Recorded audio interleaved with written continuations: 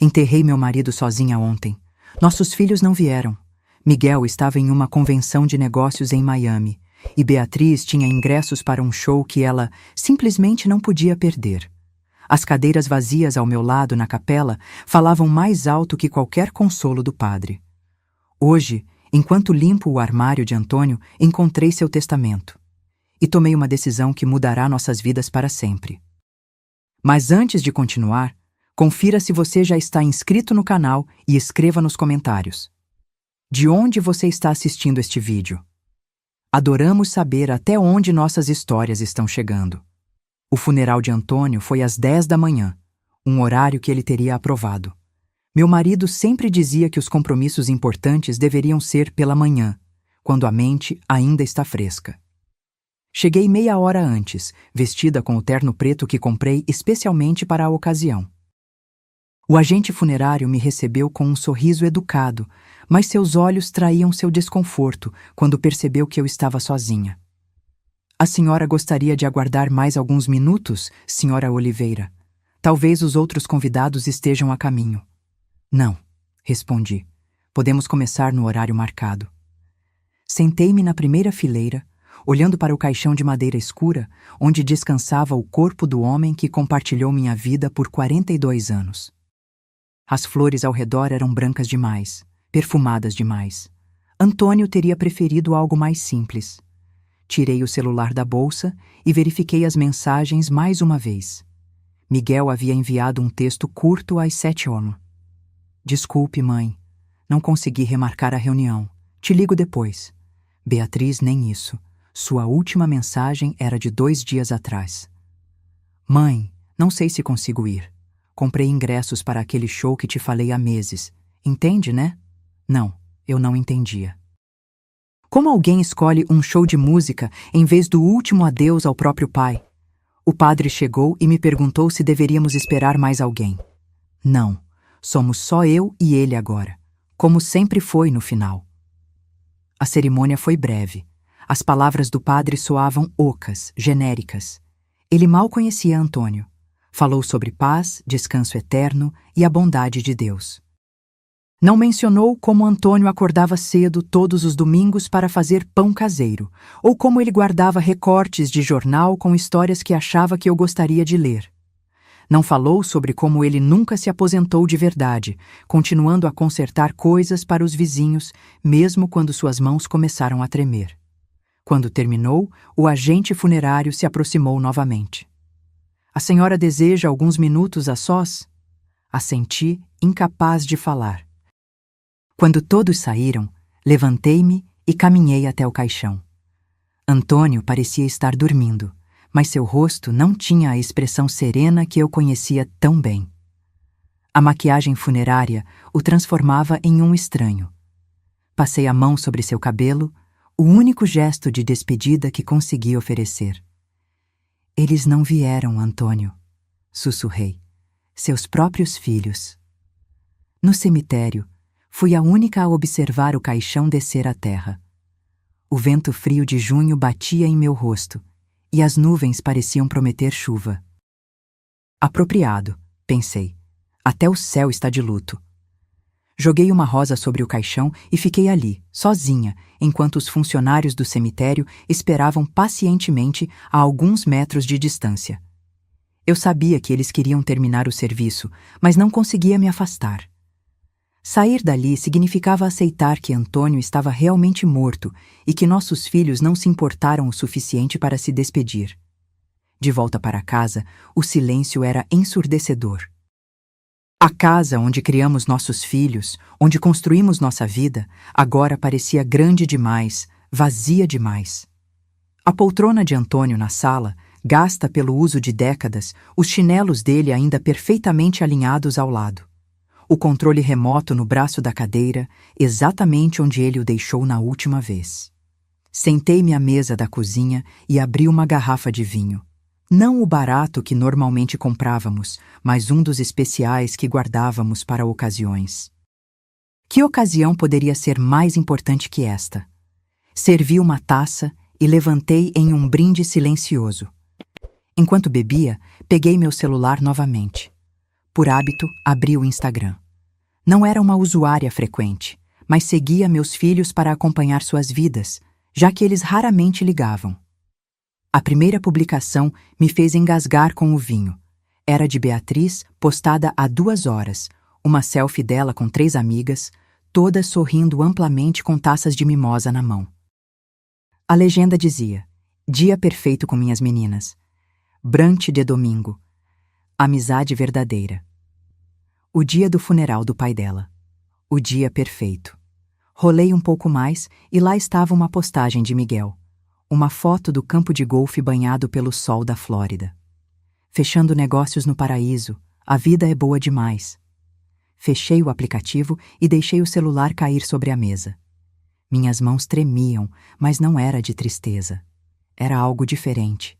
Algo que nunca havia sentido com tanta intensidade. Uma mistura de raiva, decepção e uma clareza repentina que parecia iluminar tudo. Terminei meu vinho e subi para o quarto que compartilhei com Antônio por quase meio século. Abri seu armário, sentindo o cheiro familiar de loção pós-barba e sabonete. Seus ternos estavam pendurados em ordem, do mais escuro para o mais claro. Suas gravatas organizadas por cor. Antônio sempre foi metódico. Foi então que vi a pasta de couro na prateleira superior. Sabia exatamente o que era. Nosso testamento, documentos importantes, instruções sobre o que deveria ser feito quando um de nós partisse. Tudo preparado anos antes, quando ainda tínhamos saúde perfeita e a morte parecia distante. Peguei a pasta e sentei-me na beira da cama. Dentro, encontrei nosso testamento conjunto. Folheei as páginas até chegar à divisão de bens. Como esperado, tudo seria dividido igualmente entre Miguel e Beatriz após minha morte. A casa, as economias de uma vida inteira, o pequeno apartamento na praia que compramos como investimento. Tudo para os filhos que não puderam tirar um dia para dizer adeus ao pai. Fechei a pasta e fiquei olhando para a parede. Uma foto nossa em moldura simples, tirada no nosso 40º aniversário de casamento. Estávamos sorrindo, de mãos dadas, no jardim que Antônio cuidava com tanto carinho. Naquele momento, tomei minha decisão. Peguei o telefone e disquei o número do doutor Torres, nosso advogado há mais de 20 anos. Alô? Doutor Torres, aqui é Marta Oliveira. Sei que é domingo e peço desculpas por ligar fora de horário, mas preciso marcar uma consulta com urgência. É sobre o testamento meu e de Antônio. Quero fazer alterações, mudanças significativas. Sinto muito pelo Antônio, dona Marta. Claro, podemos marcar para amanhã cedo, se preferir. Perfeito. Quanto mais cedo, melhor. Desliguei o telefone sentindo uma estranha sensação de calma. Pela primeira vez desde que Antônio recebeu o diagnóstico terminal, 6 meses atrás, eu sabia exatamente o que fazer. Na manhã seguinte, o escritório do Dr. Torres exalava um cheiro de livros antigos e madeira polida. Ele me recebeu com um abraço contido, condolências formais que dispensei com um aceno. Não estava ali para consolo, mas para negócios. Então, dona Marta, quais mudanças gostaria de fazer no testamento? Sentei-me ereta na cadeira de couro, mãos firmes sobre a bolsa no colo. Quero remover Miguel e Beatriz como beneficiários, completamente. Seus olhos se arregalaram por um segundo, mas ele rapidamente recuperou a compostura profissional. Compreendo. E gostaria de nomear novos beneficiários? Sim. Quero deixar tudo para meu neto Lucas, filho da Beatriz. Ele tem 19 anos agora. É o único que me visita regularmente sem que eu tenha que pedir. Dr. Torres assentiu, fazendo anotações. Podemos estabelecer um fundo fiduciário para ele. Isso garantirá que os bens sejam protegidos e que ele não tenha acesso irrestrito até ter maturidade suficiente. Perfeito. E quero estruturar de forma que nem Miguel nem Beatriz possam contestar ou ter qualquer acesso. Isso é possível, mas preciso perguntar. Tem certeza disso, dona Marta? Trata-se de uma decisão significativa. Olhei-o nos olhos, sem hesitação. Enterrei meu marido sozinha, Dr. Torres. Meus filhos estavam muito ocupados com brunches e reuniões de negócios para comparecer ao funeral do próprio pai. Então sim, tenho absoluta certeza. Ele não fez mais perguntas. Passamos a próxima hora revisando documentos, discutindo termos legais, assegurando que minha vontade fosse inequivocamente registrada. Vou preparar os documentos finais. A senhora pode voltar na quarta-feira para assiná-los? Estarei aqui. Ao sair do escritório, senti o sol de inverno no rosto. Era fraco, mas presente. Decidi caminhar um pouco antes de voltar para casa. Passei por uma cafeteria onde Antônio e eu costumávamos tomar café nas manhãs de sábado. Entrei, pedi um cappuccino e sentei-me junto à janela. Enquanto observava as pessoas passarem, refleti sobre o que acabara de fazer. Não sentia culpa ou arrependimento, apenas uma estranha sensação de libertação. Por décadas, minha vida girara em torno dos meus filhos, depois do meu marido doente. Agora, pela primeira vez, estava tomando uma decisão apenas por mim. Meu celular tocou. Era Miguel. Oi, mãe. Como você está? A pergunta soou tão casual, como se fosse apenas mais um dia comum, não o dia seguinte ao funeral do pai dele. Estou viva, respondi secamente. Um momento de silêncio. Olha, mãe, eu sinto muito por não ter conseguido ir ontem. Você não imagina como foi difícil para mim também. Difícil enquanto jogava golfe na Flórida? Outro silêncio, mais longo. Como você... Vi suas fotos no Instagram, Miguel. Você e a Beatriz, muito ocupados para o funeral, mas não para golfe e brunch. Mãe, não é justo. Essa viagem estava planejada há meses. Era uma oportunidade única para a empresa. Você sabe como as coisas são complicadas para mim agora. Sim, sei exatamente como as coisas são complicadas. Tomei um gole do meu café. Seu pai também sabia. Foi ele quem pagou sua faculdade, quem te emprestou dinheiro quando seu primeiro negócio falhou. Quem reformou a sua primeira casa para você economizar. Mãe, por favor. Preciso desligar, Miguel. Estou ocupada. Encerrei a chamada e bloqueei o telefone. Quase imediatamente ele tocou novamente. Beatriz. Rejeitei a ligação. Alguns segundos depois, uma mensagem. Mãe, o Miguel me ligou. Estamos preocupados com você. Podemos conversar? Não respondi. Terminei meu café, paguei a conta e saí. O ar frio era revigorante, quase purificador. Em casa, decidi fazer algo que não fazia há muito tempo. Comecei a limpar o escritório de Antônio. Não apenas organizar ou tirar o pó, mas realmente examinar cada item, decidir o que manter, o que doar, o que jogar fora. Na terceira gaveta da escrivaninha, encontrei uma caixa de sapatos cheia de recibos. Minha curiosidade foi despertada. Sentei-me no chão e comecei a examiná-los. O primeiro maço era de cheques que havíamos feito para Miguel ao longo dos anos. Um de 50 mil colares para a capital inicial de sua empresa. Outro de 30 mil reais para a reforma da casa. Mais 25 mil reais para ajudá-lo quando perdeu o emprego. Cada valor vinha com uma nota anexada, na letra meticulosa de Antônio. Empréstimo para Miguel, Startup 2008. Ou Ajuda Financeira, Reforma Casa Miguel 2012. O segundo maço era para Beatriz. 40 mil reais para o casamento dela. 15 mil reais para ajudar quando ela se divorciou. 8 mil reais para um tratamento dentário de Lucas que o plano de saúde não cobriu. Ao todo, os recibos somavam centenas de milhares de reais.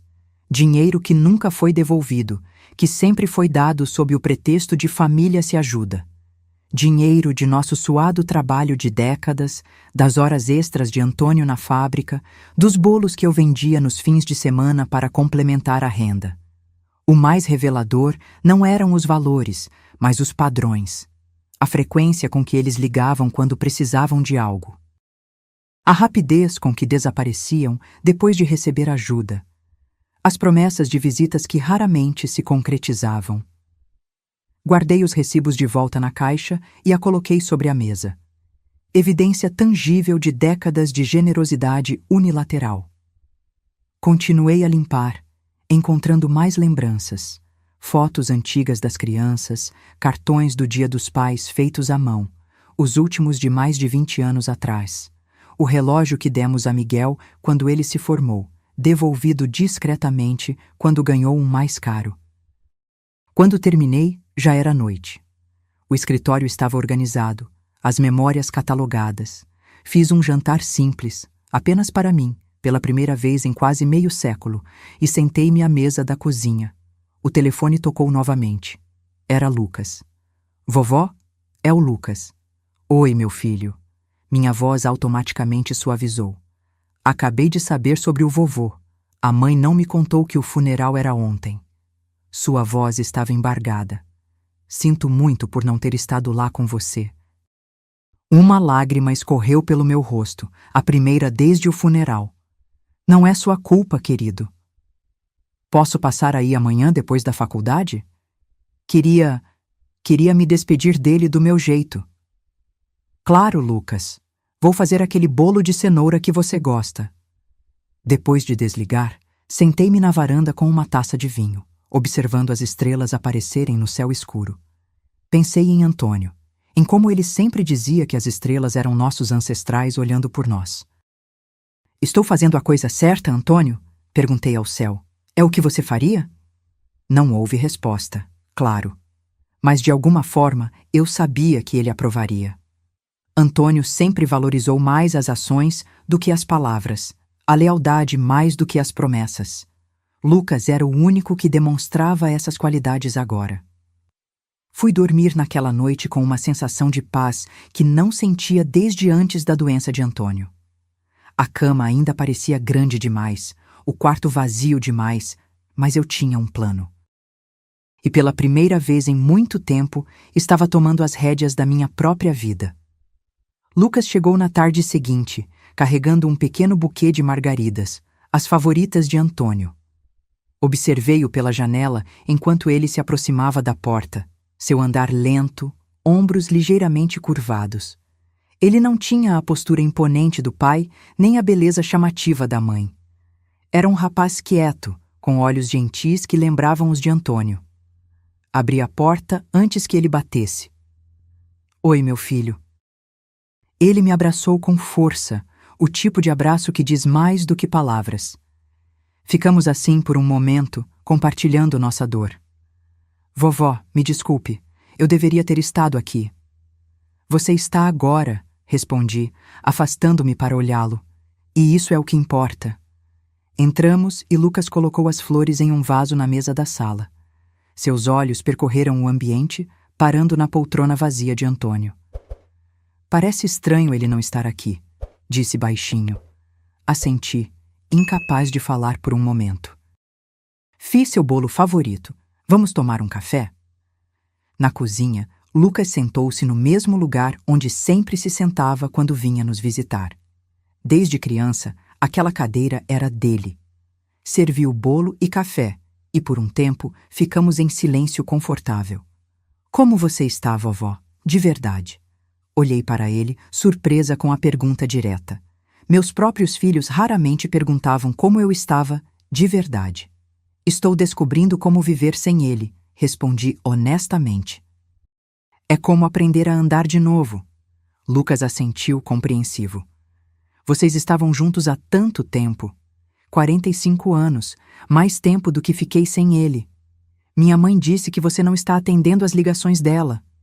Tomei um gole de café antes de responder. Preciso de um tempo, Lucas. Ela disse que você parecia brava ao telefone. Estou. Coloquei a xícara na mesa com mais força do que pretendia. Seus pais não vieram ao funeral do seu avô. Eles tinham coisas mais importantes para fazer. Lucas baixou os olhos. Eu sei. Minha mãe comentou que tinha um compromisso, mas eu não sabia que era o funeral. Um brunch com as amigas, disse secamente. Ela postou fotos no Instagram durante o funeral. Seus olhos se arregalaram. Eu não sabia disso. Não estou te contando para colocar você contra ela, Lucas. Só estou cansada de fingir que está tudo bem quando não está. Ele assentiu lentamente. Entendo. E o vovô? Como foram os últimos dias? Contei a Lucas sobre as últimas semanas de Antônio. Como ele permaneceu lúcido quase até o fim. Como insistia em tomar banho sozinho mesmo quando mal conseguia ficar em pé. Como me fez prometer que não choraria muito quando ele partisse. Ele me pediu para ler para ele todas as noites, disse, sorrindo com a lembrança. Aquele livro de poesia que você deu a ele no Natal passado. Disse que a voz o acalmava. Lucas sorriu, os olhos marejados. Ele sempre gostou de poesia. Me ensinou a apreciar também. Ele tinha orgulho de você, sabia? Sempre dizia que você herdou o melhor de todos nós. Lucas enxugou uma lágrima. Posso ver o quarto dele? Só para me despedir. Levei-o até o quarto que compartilhei com Antônio por décadas. Estava como deixei na manhã anterior, exceto que havia arrumado a cama com lençóis frescos. O cheiro de Antônio ainda pairava no ar, uma mistura de loção pós-barba e o sabonete de aveia que ele usava para a pele sensível. Lucas ficou parado na porta por um momento, como se hesitasse em entrar em um espaço tão íntimo. Então, caminhou lentamente até o lado da cama onde Antônio dormia e sentou-se. Passou a mão sobre o travesseiro, sobre a colcha. Eu costumava me esconder aqui quando era pequeno, disse ele, quase para si mesmo. Quando vinha passar o fim de semana e acordava cedo demais para chamar alguém. Vovô sempre me encontrava e me levava para a cozinha para fazer panquecas. Sorri com a memória. Ele acordava com o menor barulho. Dizia que podia ouvir seus pensamentos do outro lado da casa. Lucas riu suavemente. Então, seu rosto ficou sério novamente. Vovó, tem uma coisa que eu queria te dizer. Eu estava pensando, depois que terminar a faculdade ano que vem, estava pensando em me mudar para mais perto.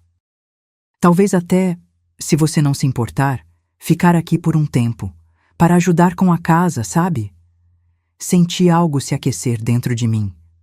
Esta casa sempre foi seu lar também, Lucas. Você sabe disso.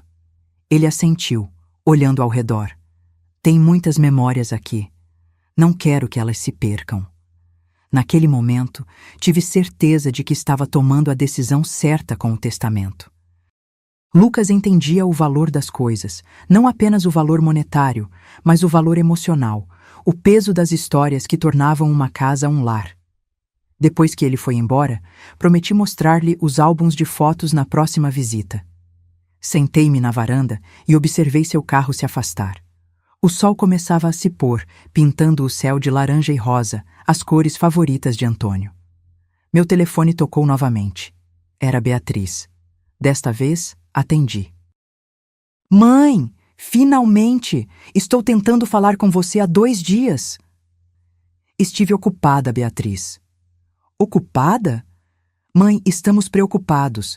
Miguel disse que você estava muito brava e depois você não atendeu minhas ligações. Estava no advogado hoje, disse calmamente. Resolvendo algumas coisas do seu pai. Advogado? Sua voz subiu uma oitava. Que coisas? O testamento, Beatriz. Estou fazendo alterações. Silêncio do outro lado. Então, alterações? Que tipo de alterações? Acho que você já sabe. Mãe, olha, eu sei que você está chateada porque não pudemos ir ao funeral, mas isso é um pouco extremo, não acha? Extremo? Minha voz permaneceu calma, mais firme. Extremo é um filho não ir ao funeral do próprio pai porque prefere jogar golfe. Extremo é uma filha escolher brunch com as amigas em vez de se despedir do homem que pagou seu casamento, seu divórcio e todas as contas emergenciais do seu filho. Isso não é justo. Papai entenderia. Ele sempre dizia que a vida é para os vivos. Não use as palavras dele contra mim, Beatriz. Seu pai pode ter dito isso, mas ele apareceu em cada momento importante da sua vida. Cada formatura, cada aniversário, até aquela exposição de arte horrível que você participou na faculdade. Ele estava lá. Vocês não estavam. Mãe, por favor, vamos conversar pessoalmente. Posso ir aí amanhã? Não, Beatriz. Preciso de tempo. E você precisa entender que as escolhas têm consequências. Desliguei antes que ela pudesse responder. O telefone tocou novamente quase imediatamente, mas não atendi. Em vez disso, desliguei-o completamente e entrei em casa. A noite estava caindo, trazendo consigo uma escuridão que parecia mais densa sem Antônio. Liguei todas as luzes, algo que nunca fazia quando ele estava vivo. Ele sempre reclamava da conta de luz. Pequenas rebeldias, pensei com um sorriso triste. Peguei um dos álbuns de fotos da estante e sentei-me no sofá. Abri em uma página aleatória. Nossa viagem à praia quando os filhos eram pequenos. Miguel, com 7 anos, construindo um castelo de areia com Antônio. Beatriz, com 5, sentada nos meus ombros, rindo com a cabeça jogada para trás. Quando foi que perdemos isso? Quando nossos filhos deixaram de ser aquelas crianças que adoravam passar tempo conosco para se tornarem adultos que mal podiam tirar um dia para um funeral. Foi gradual, quase imperceptível. Uma visita cancelada aqui, uma ligação não retornada ali, até que nossa comunicação se resumia a pedidos de ajuda financeira e cartões de aniversário comprados às pressas. Fechei o álbum e o coloquei de lado. O passado era o passado. Agora eu precisava olhar para o futuro, meu futuro. Pela primeira vez em décadas, teria que pensar apenas em mim mesma. E, estranhamente, isso não parecia tão assustador quanto eu imaginava. Na quarta-feira, voltei ao escritório do Dr. Torres para assinar os documentos finais. Cada página que assinava parecia um pequeno ato de libertação. Minha mão estava firme, minha resolução inabalável. Dona Marta, disse Dr. Torres quando terminamos, estes documentos estão agora oficialmente registrados. Seu testamento deixa claro que todos os seus bens, incluindo a casa, o apartamento na praia e suas economias, irão para um fundo fiduciário em nome de Lucas após sua morte. Miguel e Beatriz não receberão nada. E eles não podem contestar? Legalmente eles podem tentar, mas construímos isso de forma bastante sólida. A senhora está em pleno uso de suas faculdades mentais. Não há coação envolvida, e suas razões estão claramente documentadas. Assenti, satisfeita. Obrigada, Dr. Torres. Se me permite perguntar, Dona Marta. Ele hesitou. A senhora pretende informar seus filhos sobre esta mudança? Considerei a pergunta por um momento. Não agora. Talvez nunca. Deixe que seja uma surpresa, como o brunch da Beatriz e o golfe do Miguel foram para mim. Ele não comentou, mantendo seu profissionalismo, mas vi uma ponta de aprovação em seus olhos. Saindo do escritório, senti-me mais leve do que em anos. O dia estava bonito, o sol de inverno fraco, mas reconfortante. Decidi caminhar um pouco antes de voltar para casa. Passei por uma pequena loja de plantas. Antônio sempre gostou de jardinagem, cuidando meticulosamente de cada vaso em nossa varanda. Desde sua doença, as plantas haviam sido negligenciadas. Entrei na loja e comprei 3 vasos de violetas, as favoritas dele.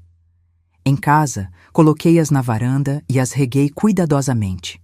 Era um pequeno gesto, mas significativo. A vida continua, mesmo quando parece impossível. O telefone tocou novamente. Miguel. Mãe, precisamos conversar. A Beatriz me disse que você está mudando o testamento. Bom dia para você também, Miguel. Mãe, por favor, isso é sério. O que exatamente você está planejando? Não é da sua conta, Miguel. Não ainda. Como assim não é da minha conta? Estamos falando do patrimônio da nossa família. Estamos falando do que eu e seu pai construímos com nosso trabalho. O patrimônio que vocês sempre viram como garantido. Isso é injusto. Sempre respeitamos você e o pai. Respeito? Minha voz se elevou. Você chama de respeito não aparecer no funeral? Não ligar durante as últimas semanas dele? Só aparecer quando precisava de dinheiro ou ajuda? Mãe, você não pode julgar nossa relação com o pai baseado em um único evento. Não é um único evento, Miguel. É um padrão de anos. Vocês dois sempre tiveram outras prioridades. Agora, eu também tenho as minhas. E quais são elas? Nos punir? Não, Miguel. reconhecer quem realmente se importa. Lucas, ele disse, a voz fria. Você está deixando tudo para ele, não é? Não respondi. Ele é apenas um garoto, mãe. O que ele sabe sobre administrar dinheiro ou propriedades? Ele sabe o suficiente para visitar os avós sem ser chamado, para se lembrar de aniversários sem lembretes, para chorar a morte do avô. Isso é ridículo! Você não pode desfazer uma família por causa de um funeral. Não estou desfazendo nada, Miguel. Só estou reconhecendo o que já estava desfeito há muito tempo. Desliguei, mãos tremendo.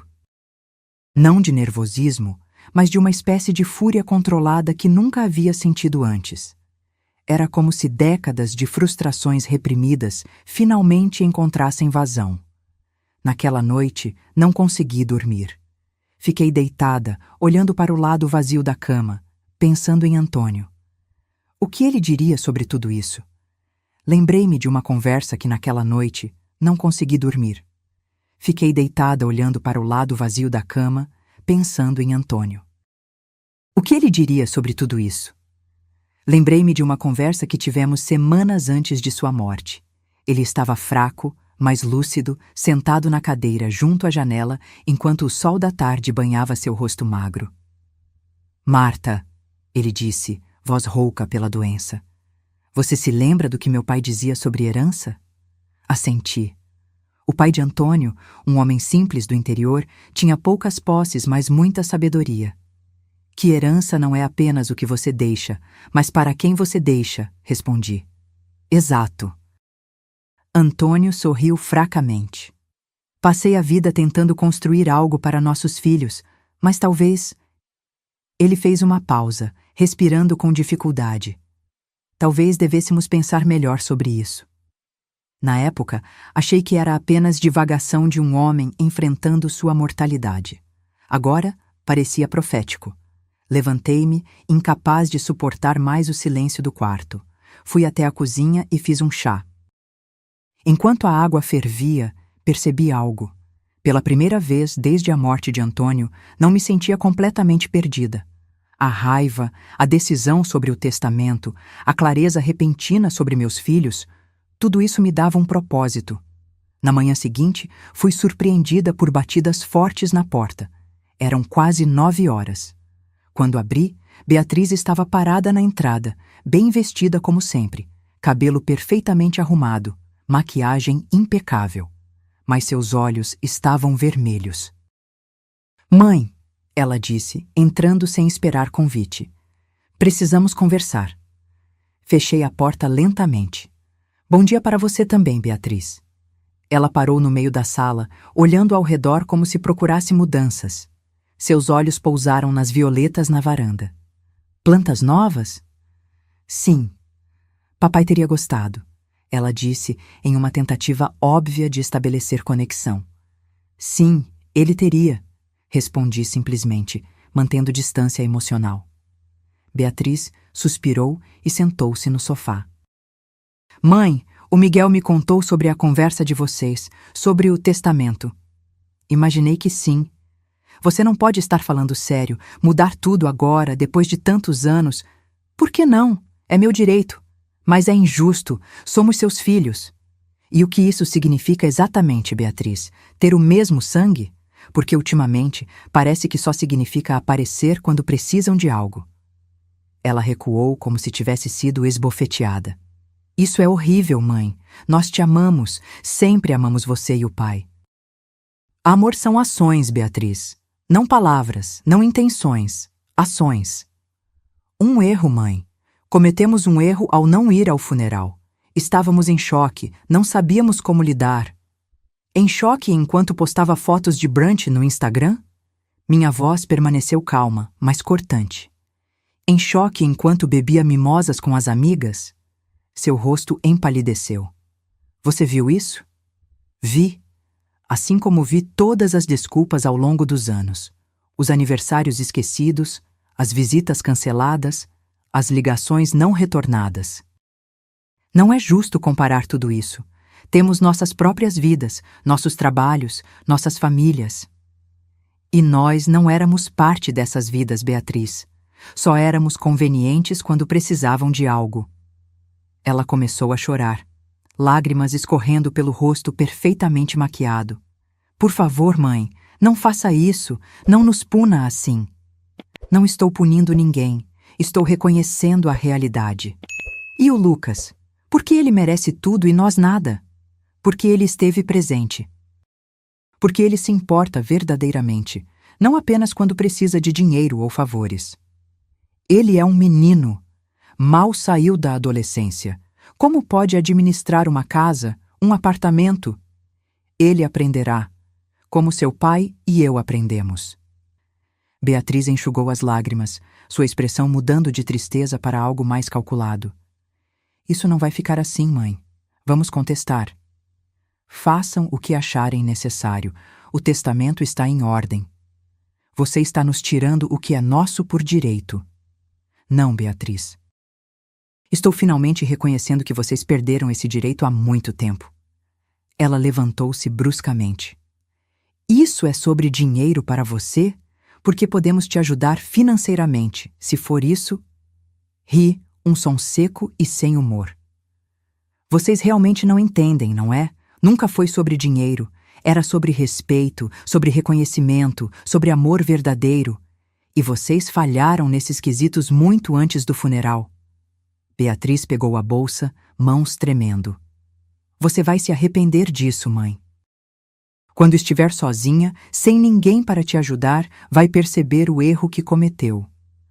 Já estou sozinha, Beatriz. Estive sozinha durante o funeral do seu pai e, de alguma forma, sobrevivi. Ela saiu batendo a porta. Fiquei parada no meio da sala, respirando profundamente. Não havia lágrimas, não havia arrependimento. Apenas uma estranha sensação de paz, como se um peso enorme tivesse sido removido dos meus ombros. Naquela tarde, Sônia, minha vizinha há mais de 30 anos, veio me visitar. Ela trouxe uma torta caseira e seu característico sorriso acolhedor. Como você está, Marta? Perguntou, sentando-se comigo na varanda. Estou diferente, respondi honestamente. Nem melhor nem pior, apenas diferente. Ela assentiu, compreensiva. A Beatriz esteve aqui hoje. Vi o carro dela. Sim. Não parecia feliz quando saiu. Não estava. Sônia me conhecia bem demais para fazer perguntas diretas. Em vez disso, cortou 2 pedaços de torta e me entregou um. Antônio amava esta torta, comentei. Ele sempre pedia a receita, mas eu nunca dava. Ela sorriu. Era meu poder sobre ele. Rimos juntas, um momento de leveza em dias sombrios. Sabe, disse Sônia depois de um tempo, quando perdi meu Roberto, todo mundo me dizia como eu deveria me sentir, o que deveria fazer. Ninguém realmente perguntava o que eu queria. Olhei para ela, surpresa com a observação. E o que você queria, Sônia? Paz, ela respondeu simplesmente. Não explicações, não desculpas, apenas paz. E às vezes, para conseguir isso, precisamos tomar decisões difíceis. Assenti lentamente, sentindo que ela entendia exatamente o que eu estava passando sem que eu precisasse explicar. Os filhos acham que têm direito a tudo, continuou ela. Seu tempo, seu dinheiro, sua casa. Mas esquecem que você é uma pessoa, não apenas uma mãe. Exatamente, sussurrei. Então, ela sorriu novamente. O que Marta, a pessoa, quer agora? A pergunta me pegou de surpresa. O que eu queria? Após décadas colocando as necessidades de outros à frente das minhas, mal conseguia responder. Acho que quero redescobrir quem sou sem o Antônio. Quero paz, como você disse. Quero acordar sem o peso de expectativas que nunca são correspondidas. Sônia assentiu. Então é isso que você deve buscar. E não se desculpe por isso. Quando ela foi embora, fiquei na varanda observando o pôr do sol. As violetas já pareciam mais vibrantes após apenas um dia. Pequenas mudanças, novos começos. Entrei e olhei ao redor da casa, vendo-a com novos olhos. Esta não era apenas a casa que compartilhei com Antônio ou onde criei meus filhos. era a minha casa agora. E pela primeira vez, me permiti pensar no futuro, não como a viúva de Antônio ou a mãe de Miguel e Beatriz, mas como Marta, apenas Marta. Uma semana se passou sem notícias de Miguel ou Beatriz. O silêncio deles não me surpreendeu nem me incomodou. Na verdade, era quase um alívio não ter que gerenciar suas emoções além das minhas. Lucas, por outro lado, ligava todos os dias.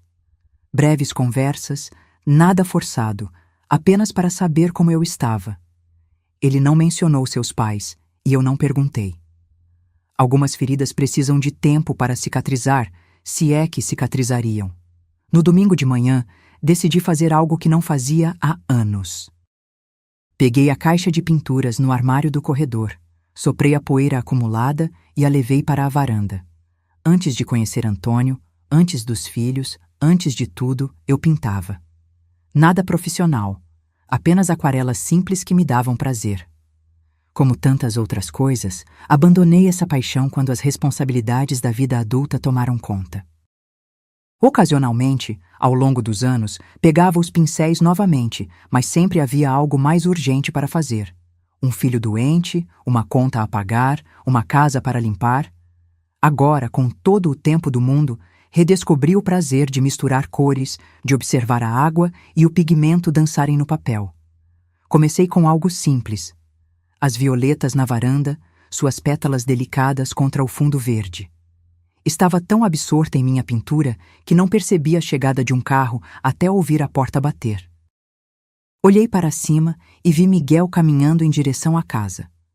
Não Beatriz desta vez, mas meu filho, normalmente tão ocupado que mal conseguia ligar. Não me movi da varanda, continuando a pintar como se não o tivesse visto. Ele subiu os degraus lentamente, parando a alguns metros de distância. "Mãe", disse ele, formal demais. "Não sabia que ainda pintava." "Há muitas coisas sobre mim que você não sabe, Miguel." Ele suspirou e sentou-se na cadeira ao lado, sem convite.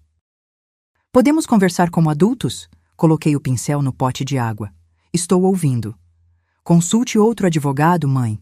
O Dr. Torres sempre foi tendencioso, sempre favoreceu o lado do pai. Você precisa de uma segunda opinião sobre esse testamento." "Não preciso de uma segunda opinião, Miguel. Sei exatamente o que estou fazendo." "Você está com raiva. Entendo isso.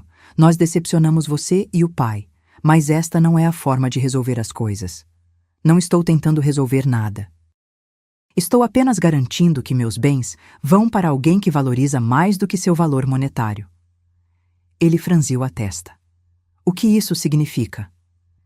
"Significa que Lucas vê esta casa como lar, não como propriedade. Vê as lembranças, não apenas o valor de mercado. Isso não é justo. Claro que valorizamos as memórias." "Quando foi a última vez que você veio aqui sem precisar de algo, Miguel? Quando foi a última vez que ligou apenas para conversar, não para pedir dinheiro ou ajuda?" Ele desviou o olhar, incapaz de responder. "Não me lembro também", continuei. "Mas posso te dizer exatamente quando Lucas veio pela última vez. Há 3 dias. Trouxe um livro que achou que eu gostaria. Ficou para o jantar. Não pediu nada além de minha companhia. Ele é jovem, mãe. Tem tempo. Nós temos carreiras, responsabilidades. E eu e seu pai éramos o quê? Hobbies? Passatempos que vocês podiam ignorar quando conveniente?" Miguel passou a mão pelo cabelo, um gesto que lembrava tanto Antônio que quase doeu. "Não foi intencional, mãe. A vida acontece. As pessoas se distanciam. Sim, a vida acontece. E agora isso está acontecendo." O pai não concordaria com isso. Senti raiva crescendo dentro de mim novamente. "Não fale pelo seu pai, Miguel. Você mal falava com ele nos últimos anos. Não tem ideia do que ele pensava ou sentia. Ele nunca foi vingativo." "Isto não é vingança", interrompi, mantendo a voz controlada. "É consequência. Vocês fizeram escolhas ao longo dos anos. Agora estou fazendo as minhas." Miguel ficou em silêncio por um momento, então mudou de tática. "Pense no futuro, mãe. O Lucas é jovem, inexperiente. Ele pode acabar perdendo tudo, sendo enganado." Como você foi enganado naquele investimento para o qual pediu dinheiro ao seu pai há 5 anos, aquele que era garantido e que nunca vimos um centavo de retorno? Ele corou. Isso foi diferente. Foi um erro de cálculo. Bem, talvez Lucas cometa erros também, mas serão os erros dele, com o que ele herdou legitimamente, não o que ele exigiu antecipadamente. É isso então? Você já decidiu? Sim, Miguel, já decidi. Ele se levantou, ajeitando o paletó caro que provavelmente compramos com nossa ajuda anos atrás. A Beatriz estava certa. Você vai se arrepender quando perceber o quanto nos afastou. Vocês já estavam afastados, Miguel. Só estou reconhecendo o óbvio. Ele desceu os degraus da varanda sem olhar para trás. Observei seu carro se afastar, sentindo uma mistura de tristeza e resolução. Não havia alegria em confrontar meus filhos assim, mas também não havia mais medo de desagradá-los. Voltei à minha pintura, mas o momento havia passado. Em vez disso, entrei e liguei para Lucas. Vovó, tudo bem? Tudo bem, querido. Estava pensando. Você gostaria de vir jantar hoje? Estou com vontade de cozinhar aquela lasanha que seu avô adorava. Claro. Posso levar sobremesa? Seria ótimo. Algumas horas depois, Lucas chegou com um pudim caseiro. Tentei fazer aquela receita da vovó Amélia, explicou, parecendo nervoso. Acho que não ficou igual ao dela, mas... Tenho certeza que está delicioso, disse, genuinamente tocada por seu esforço. Enquanto jantávamos, contei a Lucas sobre as visitas de seus pais. Não para virá-lo contra eles, mas porque ele merecia saber o que estava acontecendo. Eles estão muito bravos com você, comentou brincando com o garfo. Sim, estão. Entendo por que você fez isso, vovó, disse ele depois de um momento. Mas não quero ser o motivo de uma briga familiar. Você não é o motivo, Lucas. As escolhas deles ao longo dos anos são o motivo. Você é apenas a pessoa que demonstrou que existia uma alternativa às suas atitudes. Ele assentiu lentamente. Minha mãe me ligou ontem. Foi... estranho. Ela nunca liga só para conversar. O que ela queria? Perguntar sobre você, na verdade. Como você estava, o que estava fazendo. Depois começou a falar sobre quanto eles sempre fizeram por você e o vovô, como vocês eram importantes. E o que você disse? A verdade. Que eles deveriam ter dito isso ao vovô enquanto ele ainda estava vivo. Sorri tristemente. Lucas sempre foi direto, mesmo quando criança. Era uma qualidade que Antônio admirava nele. Você sabe, continuei, seu avô tinha muito orgulho de você. Dizia que você tinha herdado o melhor de todos nós, mas principalmente seu próprio senso de justiça. Lucas sorriu, olhos brilhando com lágrimas contidas. Sinto falta dele. Eu também, querido, todos os dias. Depois que ele foi embora, sentei-me na sala com uma xícara de chá, olhando para a poltrona vazia de Antônio. Era estranho como sua ausência às vezes parecia mais presente do que sua presença nos últimos anos, quando a doença o consumia lentamente. Pensei em nossa vida juntos, nas alegrias e tristezas, nas dificuldades e triunfos. Antônio e eu crescemos juntos, nos transformamos juntos. Não éramos perfeitos, tivemos nossas brigas, nossas diferenças, mas no final, sempre estávamos lá um para o outro. Era isso que mais doía na ausência dos meus filhos no funeral. Não o desrespeito a mim, mas a ele. Ao homem que trabalhou turnos duplos para pagar suas aulas de inglês e balé, que construiu aquela casa de bonecas que Beatriz tanto amava, que ensinou Miguel a andar de bicicleta com infinita paciência. Como podiam não estar lá para dizer adeus? Naquela noite, sonhei com Antônio. Estávamos jovens novamente, caminhando pela praia onde passamos nossa lua de mel. Ele sorria, aquele sorriso que iluminava seu rosto inteiro. Você está fazendo a coisa certa, Marta, dizia ele no sonho. Sempre fez. Acordei com lágrimas nos olhos, mas também com uma sensação de paz. O sonho não era real, claro, mas o sentimento sim. Eu estava fazendo a coisa certa. Pela primeira vez em muito tempo, estava pensando em mim mesma, em meu próprio futuro, em vez de apenas existir para os outros. E isso, percebi, era o que Antônio sempre quis para mim. Os dias começaram a ganhar novo ritmo. Aos poucos, fui estabelecendo uma rotina que era só minha. Acordava cedo, tomava café na varanda enquanto lia o jornal, algo que Antônio sempre fazia e que eu adotei. Depois pintava por algumas horas, redescobria velhos hobbies, reorganizava a casa ao meu gosto. A ausência de Miguel e Beatriz permanecia, mas se tornava menos dolorosa a cada dia. Não porque os amasse menos, mas porque finalmente entendia que não podia controlar suas escolhas ou forçá-los a dar o que não estavam dispostos a dar. Lucas vinha me visitar regularmente, algumas vezes trazendo trabalhos da faculdade para fazer na mesa da cozinha enquanto eu cozinhava ou organizava algo. Era uma presença tranquila, não invasiva.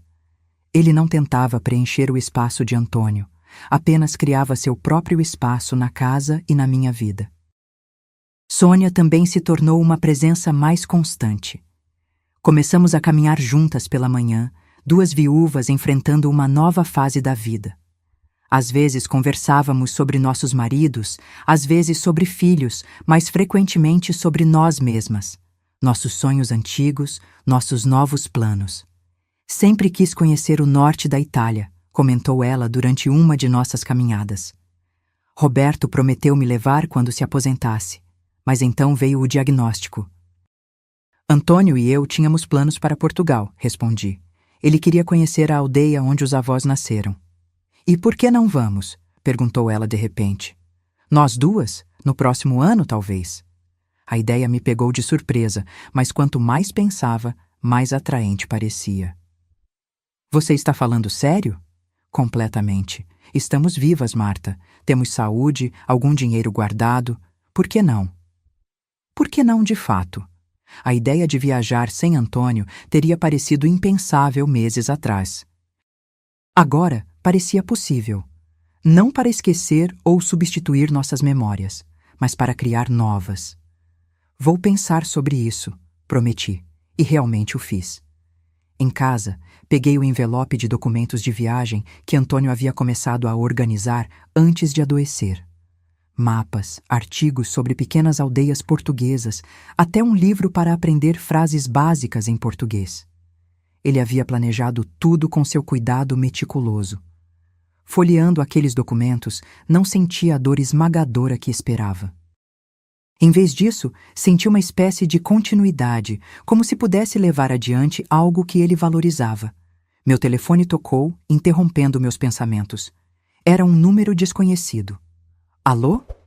Senhora Oliveira, aqui é Mariana Souza, da empresa Souza em Filhos Incorporadora.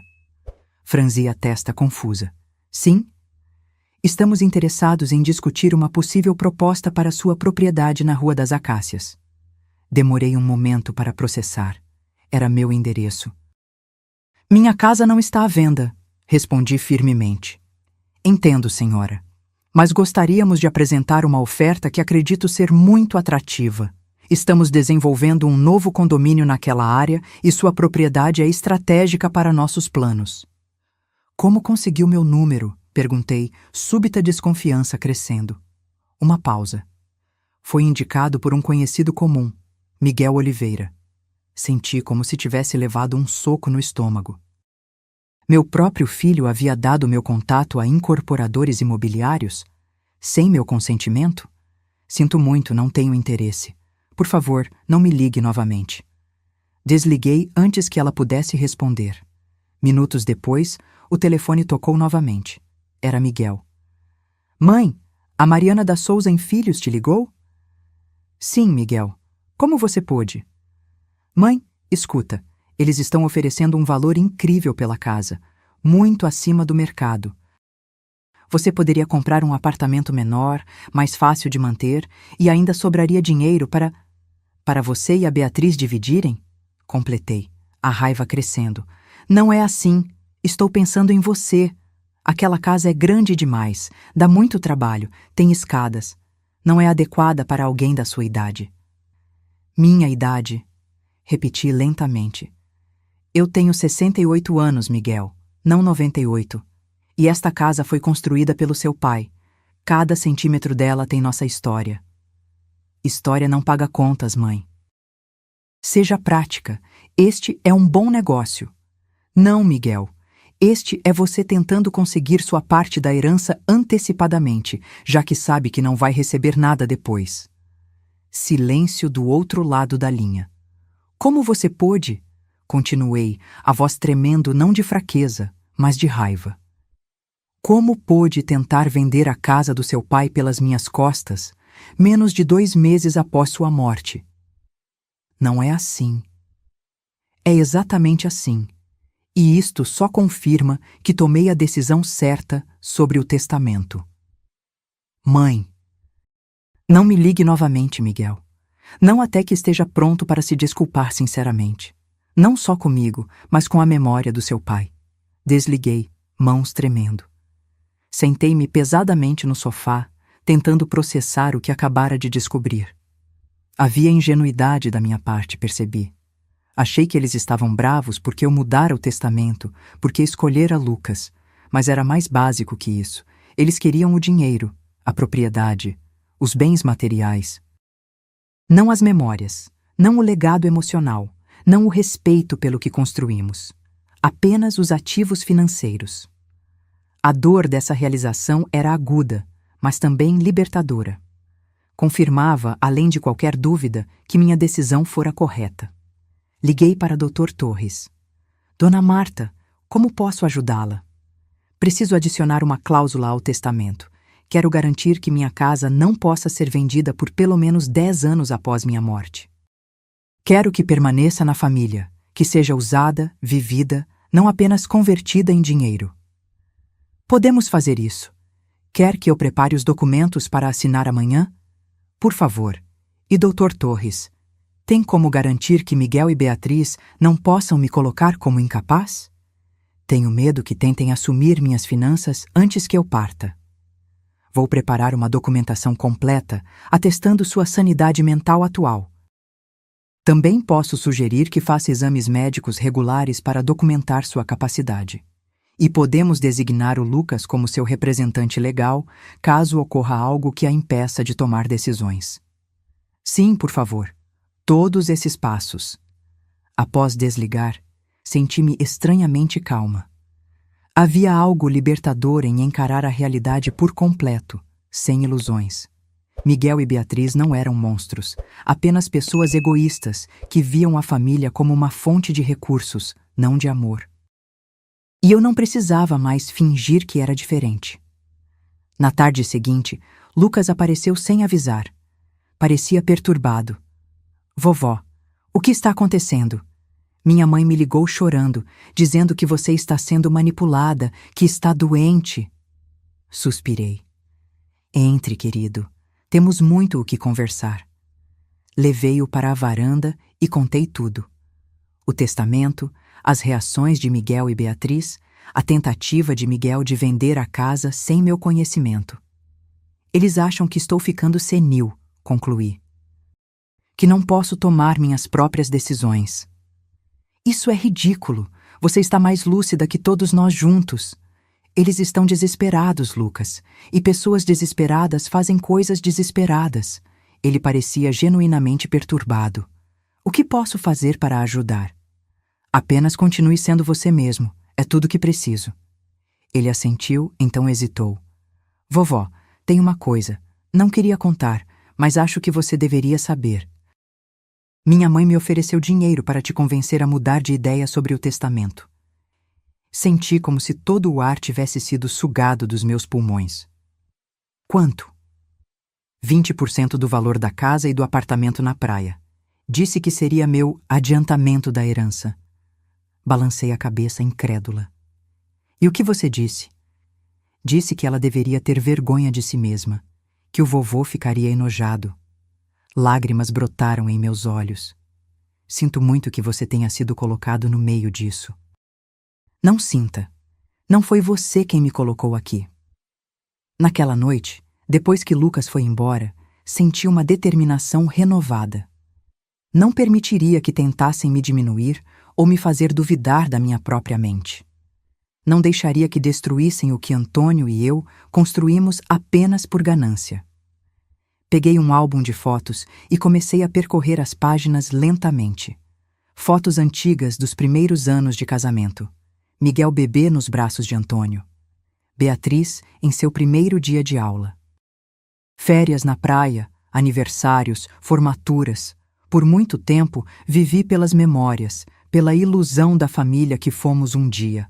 Agora, finalmente, estava pronta para viver pelo presente e pelo futuro que ainda podia construir para mim mesma.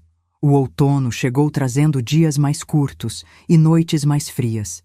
6 meses haviam se passado desde a morte de Antônio, e embora a dor de sua ausência nunca desaparecesse completamente, havia aprendido a conviver com ela.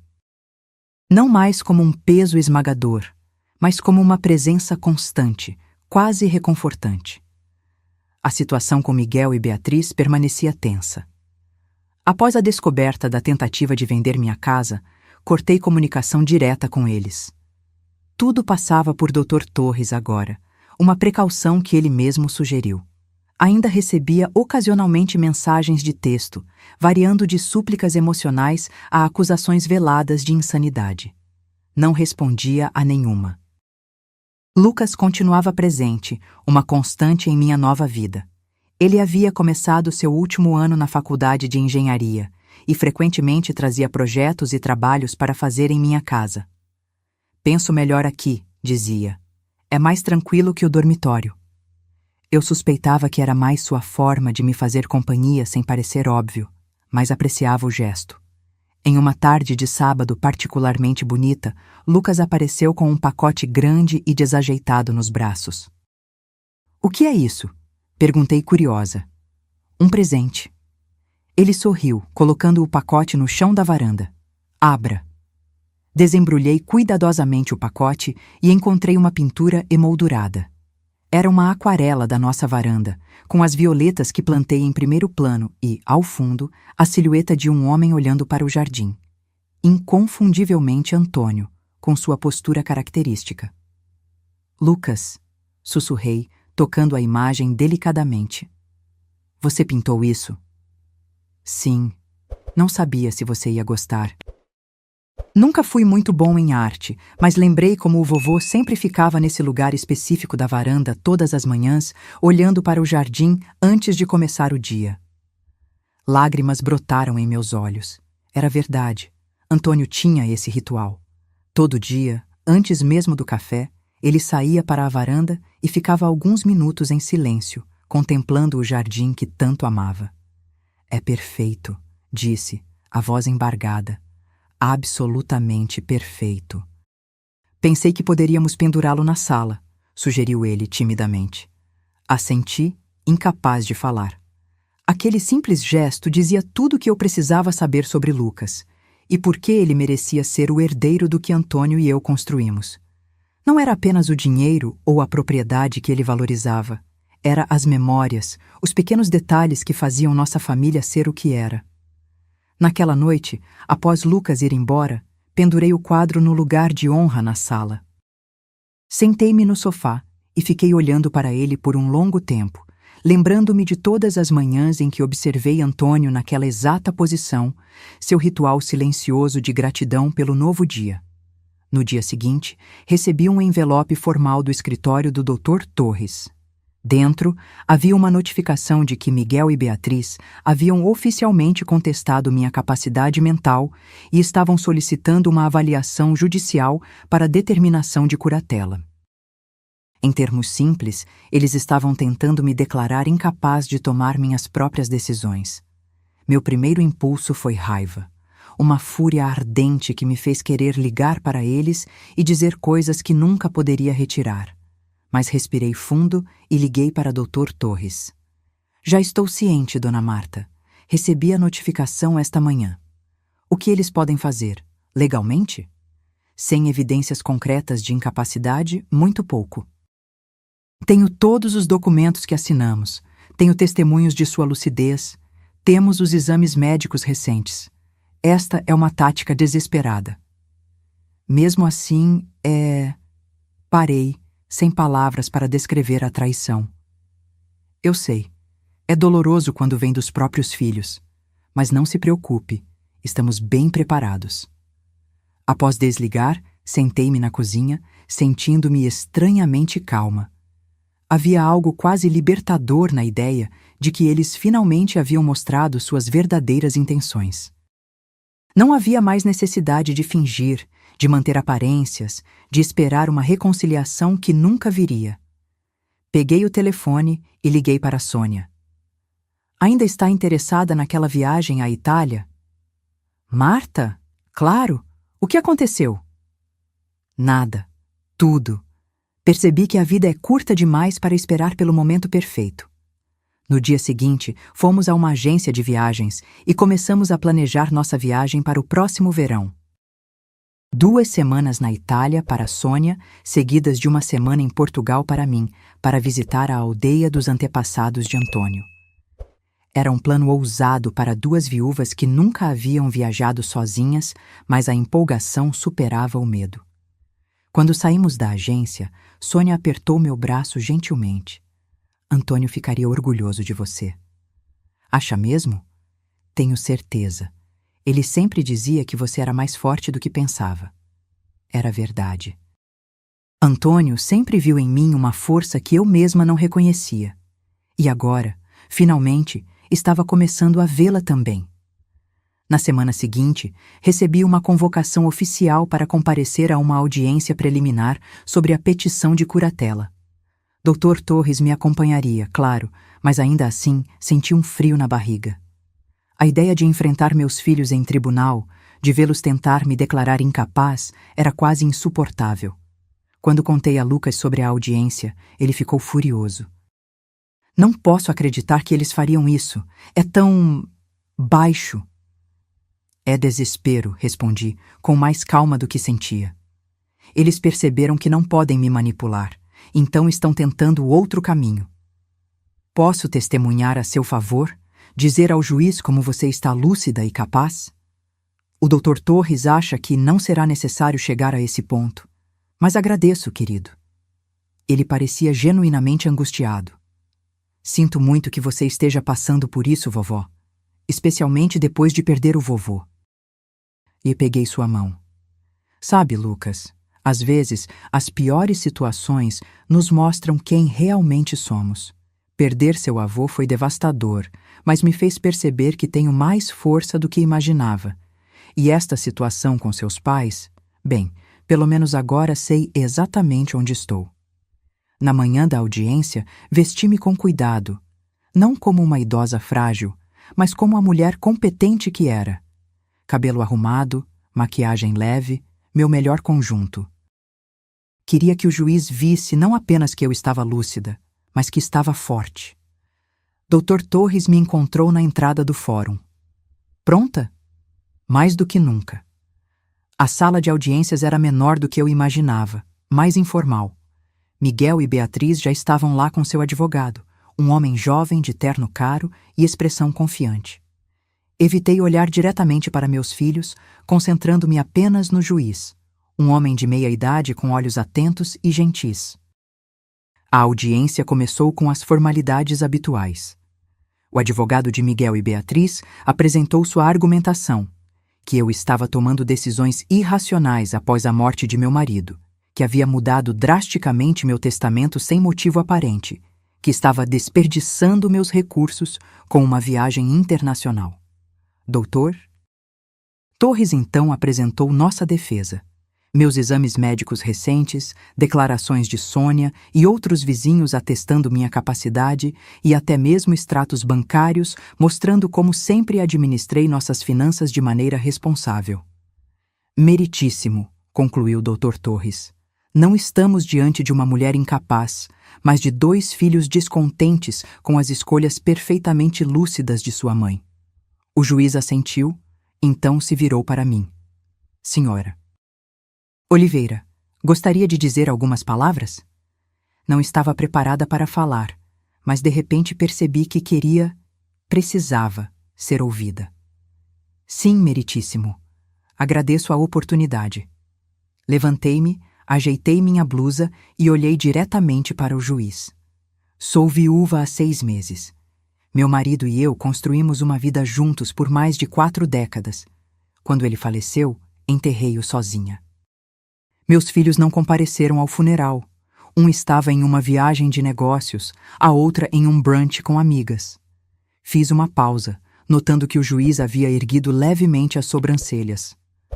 Ao perceber que meus filhos só valorizavam o que podiam obter de mim, dinheiro, propriedade, ajuda, e não minha companhia ou meu bem-estar, decidi mudar meu testamento.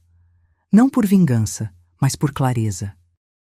Decidi deixar meus bens para meu neto, o único que demonstra verdadeiro interesse em preservar o que construímos, não apenas em converter tudo em dinheiro. Olhei brevemente para Miguel e Beatriz. Miguel estava vermelho de raiva ou vergonha. Beatriz encarava o chão. Desde então, meu filho tentou vender minha casa sem meu conhecimento. Ambos tentaram manipular meu neto com promessas de dinheiro para me convencer a mudar de ideia.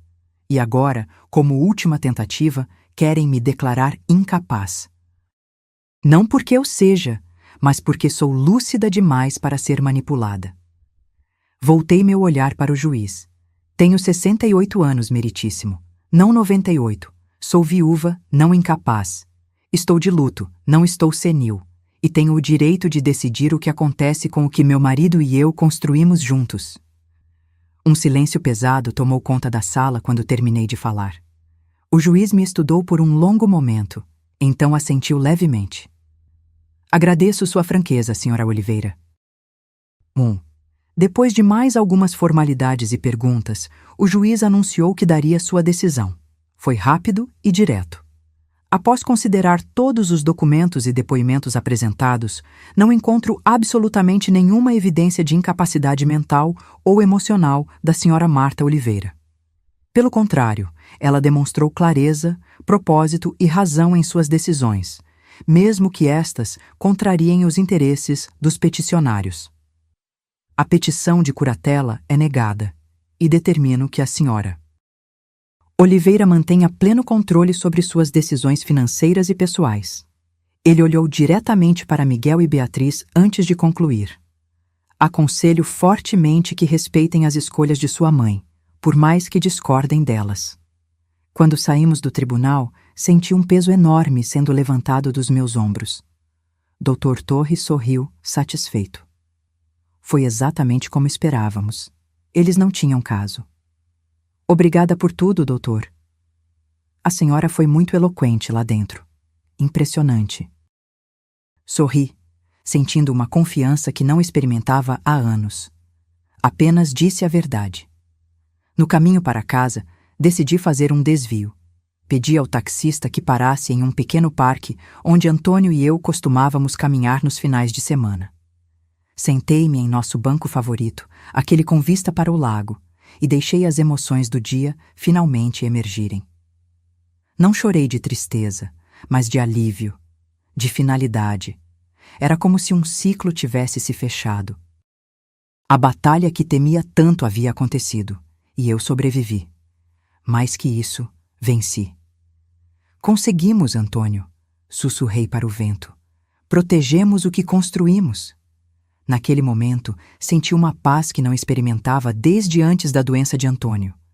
Não porque a dor de sua perda houvesse desaparecido, ou porque a mágoa com meus filhos tivesse diminuído, mas porque finalmente havia me encontrado neste novo capítulo da vida. Marta, apenas Marta. Não mais definida apenas como esposa de Antônio ou mãe de Miguel e Beatriz. Uma mulher com seu próprio valor, suas próprias escolhas, seu próprio caminho a seguir. E pela primeira vez, esse caminho não parecia tão assustador. 1 ano se passou, as estações mudaram, a vida seguiu seu curso. A dor da ausência de Antônio tornou-se algo diferente. Não mais um ferimento aberto, mas uma cicatriz que, embora permanente, já não doía ao toque. Viajei para a Itália com Sônia, como planejado. Vimos Florença, Veneza, pequenas aldeias na Toscana que pareciam saídas de pinturas. Em seguida, segui sozinha para Portugal, para a pequena aldeia de onde vinham os avós de Antônio. Chamava-se Aldeia da Serra, um vilarejo minúsculo encravado entre montanhas verdes. Quando cheguei, senti uma estranha familiaridade, como se Antônio estivesse me guiando por ruelas que ele mesmo nunca conheceu. Encontrei primos distantes que nos receberam de braços abertos quando expliquei quem eu era. Mostraram-me a casa onde o avô de Antônio nasceu, agora uma pequena loja de artesanato. Contaram histórias sobre a família que eu nunca havia ouvido. Mostraram fotos antigas de parentes que compartilhavam o mesmo sorriso de meu marido. Em uma tarde particularmente clara, subi até o miradouro que oferecia vista para todo o vale. Tirei do bolso um pequeno saquinho com uma porção das cinzas de Antônio que havia guardado especialmente para este momento. Chegamos, meu amor, sussurrei, enquanto o vento gentilmente levava uma parte dele para a terra de seus ancestrais. Voltei para casa renovada, com histórias para contar e fotos para mostrar a Lucas, que havia se formado na faculdade e, como prometido, mudou-se temporariamente para minha casa, para ajudar com a manutenção, segundo ele. A verdade, que ambos sabíamos sem precisar dizer, era que ele queria estar por perto. Não por obrigação ou interesse, mas por genuíno afeto. E eu agradecia por sua presença todos os dias. Em uma tarde de domingo, estávamos na varanda, Lucas lendo um livro enquanto eu pintava, quando um carro desconhecido estacionou em frente à casa. Para minha surpresa, Beatriz saiu dele sozinha. Fazia quase um ano que não a via ou falava com ela, desde a audiência no tribunal. Nosso único contato havia sido cartões formais de Natal e aniversário, sem mensagens pessoais. Lucas se levantou, tenso.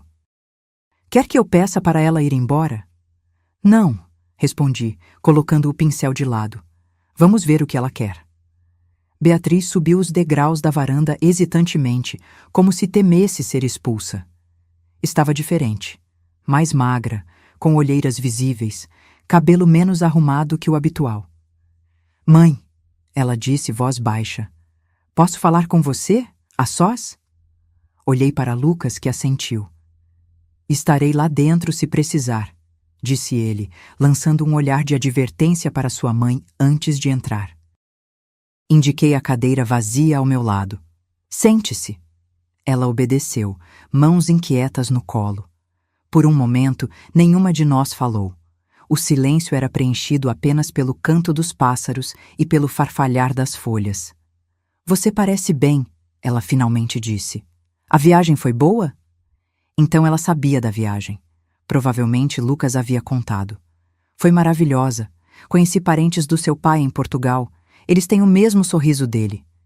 Ela assentiu, olhos marejados. Eu deveria ter ido com você. Não respondi. Não havia resposta para dar. Miguel e eu nos separamos, ela continuou abruptamente. Como irmãos, quero dizer. Não nos falamos mais. Isso me surpreendeu. Por quê? Por causa do processo, da tentativa de vender a casa, de tudo. Ela respirou fundo. Ele queria continuar, tentar outro ângulo legal. Eu disse que chega, que estávamos apenas nos destruindo. Discutimos feio. Sinto muito, disse. E era verdade. Apesar de tudo, nunca quis ver meus filhos brigando entre si. Não sinta. Você estava certa, sobre tudo. Ela olhou diretamente para mim, os mesmos olhos de Antônio, agora cheios de lágrimas. Sobre como tratamos vocês, sobre o funeral, sobre nossas prioridades. Senti um nó na garganta. O que mudou, Beatriz? Eu. Ela enxugou uma lágrima. Comecei terapia depois do tribunal. Não queria, achava que não precisava, mas Lucas insistiu. Olhei para a porta da sala, pensando no meu neto, sempre o pacificador. A terapeuta me fez ver coisas que eu não queria enxergar, continuou Beatriz. Como eu sempre coloquei coisas materiais, status, aparências à frente do que realmente importa. Como aprendi a ver vocês como recursos, não pessoas. Ela pausou, respirando fundo. Não estou aqui para pedir nada, mãe. Nem perdão, nem dinheiro, nem para mudar o testamento. Só queria que você soubesse que entendo agora. E e que sinto muito, verdadeiramente. Estudei o rosto de minha filha, procurando sinais de manipulação ou falsidade. Não encontrei. Apenas dor genuína, arrependimento real. Seu pai teria gostado de ouvir isso, disse finalmente. Eu sei, ela soluçou. É isso que mais dói, que não posso dizer a ele. Ficamos em silêncio novamente, mas um silêncio diferente. Não carregado de ressentimento, mas de uma tristeza compartilhada. Nunca foi sobre o dinheiro, Beatriz, ou a casa. Era sobre respeito. Eu sei. Agora eu sei. Estendi a mão e, pela primeira vez em muito tempo, toquei o rosto da minha filha. O que você quer agora? Ela pareceu surpresa com a pergunta. Só fazer parte da sua vida de novo, se você permitir. Não como era antes, mas de um jeito diferente. Melhor. Não respondi imediatamente. Anos de mágoas não desapareciam com um pedido de desculpas, por mais sincero que fosse. Mas também não queria carregar ressentimento pelo resto da minha vida. Podemos tentar, disse finalmente. Um dia de cada vez. Ela assentiu, grata. É mais do que mereço. Chamei Lucas de volta e os três conversamos até o anoitecer. Não sobre o passado, ainda era cedo demais para isso, mas sobre o presente. Sobre a formatura de Lucas, sobre minha viagem, sobre os novos projetos de Beatriz na escola onde lecionava. Quando ela foi embora, Lucas me abraçou. Você está bem? Estou, respondi, percebendo que era verdade. Não esperava isso. Ela está realmente diferente, vovó. Vem tentando há meses criar coragem para vir falar com você. E Miguel? Lucas balançou a cabeça.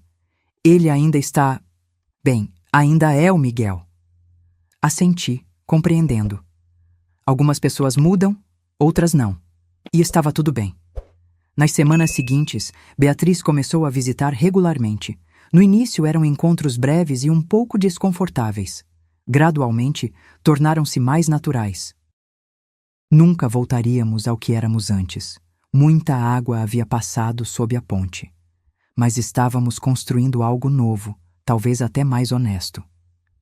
Em uma tarde especialmente agradável, cerca de 6 meses após sua primeira visita, Beatriz trouxe uma caixa de fotografias antigas. Encontrei essas no meu porão, explicou. Pensei que você gostaria de ter. Abrimos a caixa juntas. Havia fotos que eu nunca tinha visto. Antônio jovem em seu primeiro emprego, eu grávida de Beatriz, os 4 juntos em um piquenique que eu mal lembrava. Olhe essa, disse Beatriz, mostrando uma foto em que Antônio carregava Miguel nos ombros enquanto eu segurava sua mão. Lembra onde foi? No Parque Municipal, no dia da sua formatura do Jardim de Infância. Respondi, a memória voltando claramente. Seu pai insistiu em comemorar com um piquenique, mesmo com aquele calor terrível. Beatriz sorriu. Ele sempre fazia questão de comemorar cada conquista, por menor que fosse. Sim, ele fazia. Continuamos explorando as fotos, rindo de roupas antiquadas, penteados estranhos, momentos capturados que pareciam pertencer a outra vida. Sabe, disse Beatriz, olhando uma foto em que Antônio consertava seu primeiro carro, acho que nunca agradeci adequadamente por tudo que vocês fizeram por mim. Não precisava agradecer. Éramos seus pais. Mesmo assim. Vocês deram tudo de si e nós... Bem, você sabe. Peguei sua mão. O passado é passado, Beatriz. Não podemos mudá-lo, mas o futuro ainda está em aberto. Ela apertou minha mão em resposta. Obrigada por esta segunda chance. Mais tarde, depois que ela foi embora, sentei-me na varanda com uma taça de vinho. O pôr do sol pintava o céu em tons de laranja e rosa, as cores de Antônio. Você tinha razão, disse em voz baixa, como se ele pudesse ouvir. Sobre herança ser mais que bens materiais. Sobre escolher com cuidado para quem deixamos nosso legado. O vento balançou suavemente as violetas, agora crescidas e vibrantes. Antônio teria aprovado. Lucas saiu e sentou-se ao meu lado, oferecendo uma xícara de chá. No que está pensando, vovó? Em como a vida dá voltas, respondi. Em como algumas coisas precisam se quebrar para serem reconstruídas mais fortes. Ele assentiu, compreensivo além de sua idade. Como aquela técnica japonesa kintsugi, onde eles consertam cerâmica quebrada com ouro. Exatamente como isso. Ficamos sentados em silêncio confortável, observando o céu escurecer e as primeiras estrelas aparecerem. Sabe o que mais penso, Lucas? O quê? Que a verdadeira herança não é o que está no testamento. É isso. Estes momentos, estas memórias, este amor que sobrevive mesmo quando tudo parece perdido. Ele sorriu, aquele mesmo sorriso de Antônio que agora via também em Beatriz. O vovô sempre dizia algo parecido. Sim, respondi, sentindo uma paz profunda. Ele sabia das coisas. Olhei para o céu estrelado, para a casa que construímos, para o neto ao meu lado e soube com certeza que, apesar de tudo, tinha feito a escolha certa. Não apenas sobre o testamento, mas sobre como viver o resto de meus dias, com dignidade, com propósito, com amor. E isso, mais do que qualquer propriedade ou conta bancária, era o verdadeiro legado que Antônio e eu deixaríamos para o mundo. Se você gostou dessa história, clica em se inscrever e me diz nos comentários qual parte te deixou de queixo caído. Ah, e não esqueça de se tornar membro para ter acesso a vídeos exclusivos que não posto aqui. Te espero lá.